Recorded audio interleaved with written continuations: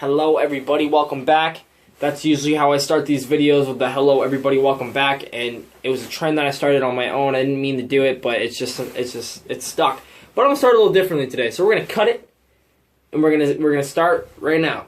Hello everybody, welcome back.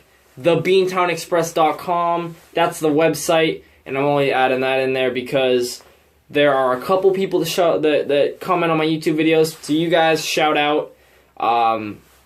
But you might not know about my website because I don't have it broadcasted anywhere, I don't think. So TheBeantownExpress.com is the website. Give it a look. I post a couple articles now and then, not just the videos. Leave some comments on there. Tell me if you like the website setup. Critiques, constructive criticism, I'll take it. But we got a Pats game to talk about. 35-17. That was the final. Pats won. But there was more than just 35-17. There was a little bit of, fighting in there. There was some low blows. There was just some good stuff, and we're gonna start with the offense, and start out slow. We know that. Sacks, couldn't really block. Not much time for Tom Brady in the pocket, and in result, I think that's why you look at James White had 8 catches, because if you don't have a lot of time, you throw it to the guy closest to you, and who's that? The running back. So James White definitely benefited. The 2 touchdown catches were not beneficial, did not come from pass rush. They're just open. But I feel like that's what happened with his 8 catches, but good for him. But the big thing of this offense, ho-hum, Tom Brady, 29 for 35, almost 400 yards and 3 touchdowns. So that's cool. But the 2 tight end set is back, and I never thought I would be able to say that once Aaron Hernandez went to, we don't need to go over that. But I thought that was a dying breed. I thought that was something, okay, you got 2 basketball player-looking guys at tight end, and it just demolished every team out there. And I didn't think that was going to come back, but guys, we have it back. It's back. No doubt, no question, 100%. And the first half was slow, but in the second half, they obviously made adjustments, because that's what New England does. They make their adjustments when they need to, and they capitalize on whatever they feel is being given to them. And that's definitely what they did. They throw it to Gronk, guys. They throw it to Gronk. Okay, nice catch, ho-hum, 15 yards. Okay, they throw it to Gronk again. Oh, now they're going to try to stop Gronk. All right, well, I'll throw it to Martellus Bennett for a solid 7-8 yards. Then I'll throw to another 3-yard one to Martellus Bennett. Oh, now they're going to put more people, and they're going to put more coverage on Martellus Bennett. So let me throw it to Gronk for 35 yards over the middle and let him break 2 tackles. At that point, the defense is gassed out. And it's so hard to guard one Martellus Bennett or one Rob Gronkowski, but to be able to play against both of them, I don't understand. And you look at how, I don't know if James White benefited from this. I think he, like I said, benefited from the Tom Brady having to get rid of the ball, but that certainly in the red zone opens up James White, no doubt. When you have 2 tight ends in the red zone, there's not a lot of space to run. You're going to make sure that both of them are covered. Which gives James White 2 touchdowns, no doubt. But, guys, it's unstoppable. It really is. We saw it last week against the Browns, and I said to myself, oh, well, it's the Browns. We'll see. This Bengals team is pretty much, they're one of the more talented teams in the league, but they're the most obnoxious, what's the word? They're not... I'm trying to think of a word. They're not immature, but immature, I guess, will work. They're immature. They don't know how to win. They don't have a coach that puts them in position to win. It's just that's what they are. They're talented, but they don't know how to win. And this is a big game for them. This is their playoff life on the line. Yes, they could still make it at 2-4, but they have a lot of work to do. They really needed this game, and they showed up for a half. But that was it. One thing I want to talk about. I want to give a little bit of love to my boy D. Lou, and I think we're forgetting about Dion Lewis. My last name is Lewis. I don't even know if I should be saying that on the internet. But, so Dion Lewis is going to get a little bit of love from me. We're looking at an offense that is opening up the pass-catching game for James White. James White is literally a quarter of the skill that Dion Lewis has, and that's no joke. He is half of the guy, he's probably half the guy that Dion Lewis is in the pass-catching game. He's a third of the guy that Dion Lewis is. And this isn't a diss to James White. I know it sounds like it. James White is who he is, and that's fine.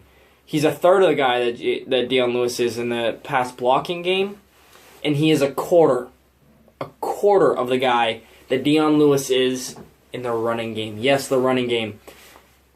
Dion Lewis isn't that fast guy that catches passes that can only run outside of the tackles. He was very good last year between the tackles before he got hurt. If you don't remember, my goodness, he was lethal. He can come back, I think, week 6, 7, or 8, something like that. I don't know when the pup list thing is. But he can come back, like now, I believe. He's not going to. Obviously, he's still recovering, no doubt. But I hope he can come back this season. Because I don't know that Martellus Bennett's going to be back next year. I don't know if he will. This is his last year of his contract. He might be a rental. But, man, I would love to see this 2 tight end set this season with Dion Lewis in the backfield. And then LeGarrette Blount when you need him. Oh, my goodness, guys. It's scary. It's scary, but God, I hope we get him back this season. I really do, because there's so many. Where do you go with the ball? You have Tom Brady, ho-hum. Julian Edelman, ho-hum. Rob Gronkowski, ho-hum. Martellus Bennett, ho-hum. Dion Lewis, ho-hum. Alright, I hope we get to see it. But that's pretty much sums up the offense, guys. Poor start, but they ended up putting up 35. Obviously turned it around. Defense. The best player on defense was not playing this game. So, and that's Jamie Collins. They only let up 17 points. It really felt like a bend, don't break for most of the game. It seems like they're getting the yards. Yeah, about 250 yards. 250 yards from Andy Dalton. He was near perfect in the first half. Only had like 1 incompletion. AJ Green got his 6 for 88. Tyler Boyd, the rookie, got his 4 for 79. Gio Bernard got 4 for 45 out of the backfield. And then old Brandon LaFell got a touchdown. So, could have been better. But 17 points, you can't be mad at that. You can bet 9 times out of 10 the New England Patriots are going to score more than 17 points when healthy. So, we'll take it. Yeah, we'll take it. Good play from, Malcolm Butler. I wasn't too happy with Logan Ryan. Ever since I kind of was up on him, he's kind of just been a guy since the Texans game, where he had a great game. He's been a guy. But you know who wasn't a guy? Obviously, Malcolm Butler almost had an interception. But you know who wasn't a guy? And I want to look at how many plays he had on defense, if it'll show me. Eric Rowe. We traded for him from the Eagles. I'm trying to find him. I don't want you guys to think I'm texting anybody. I just have the ESPN statistics up right here so I can try to look at some stuff. He's not even... oh, yeah, okay. Does it show plays? Okay, no, it doesn't show the plays, how many plays he had. But he had one very nice play in the back of the end zone against A.J. Green to prevent a touchdown where he had a nice pass deflection. Man, he looked good. He looked better than Cyrus Jones. And I didn't see much Cyrus Jones this game, thanks to his little punch, who, maybe he'll be a great player, but... Eric Rowe seems to be the guy that they want to go with in that slot, and he made a great play against AJ Green. So I wanted to highlight that. But the big thing for me this game, guys, was the fight the fight they showed.